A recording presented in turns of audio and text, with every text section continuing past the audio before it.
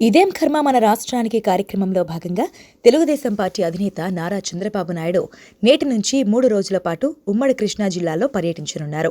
ఈ నెల 12న నూజివీడులో రోడ్ షో, బహిరంగ సభకు చంద్రబాబు హాజరు కానున్నారు.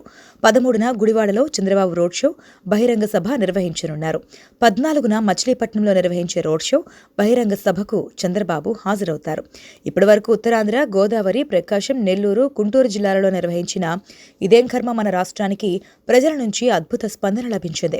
ఉమ్మడి కృష్ణా పరిధిలోని మచిలీపట్నం, గుడివాడ, నూజివీడు నియోజకవర్గాలలో చంద్రబాబు పాల్గొననున్న ఇదేం కర్మ మన రాష్ట్రానికి కార్యక్రమాన్ని భారీ స్థాయిలో విజయవంతం చేసేందుకు టీడీపీ శ్రేణులు సమిష్టిగా కృషి చేస్తున్నాయి. ప్రధానంగా గుడివాడ నియోజకవర్గంలో జరగనున్న కార్యక్రమంపై అందరి దృష్టి ఉంది. టీడీపీపై చౌకబార్ విమర్శలు చేస్తూ పదే పదే నోరు పారేసుకునే మాజీ మంత్రి కొడాలి నానికి గట్టిగా బుద్ధి చెప్పేందుకు టీడీపీ శ్రేణులు కృతనిశ్చయంతో ఉన్నాయి.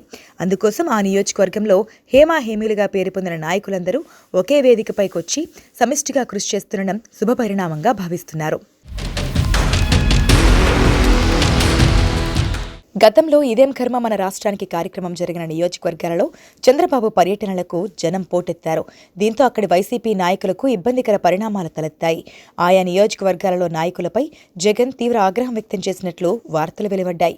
ఈ నేపథ్యంలోనే తాజాగా చంద్రబాబు పర్యటన జరగనున్న మచిలీపట్నం, గుడివాడ, నూజివీడు నియోజకవర్గాలలో అధికార పార్టీ నాయకులు అప్రమత్తమయ్యారు. అదే సమయంలో చంద్రబాబు పర్యటనను విజయవంతం చేసేందుకు టీడీపీ నాయకులు సమిష్టిగా పట్టుదలతో కృషి చేస్తున్నారు. అందుకనుగుణంగా క్షేత్రస్థాయిలో సన్నాహాలు మొదలుపెట్టారు.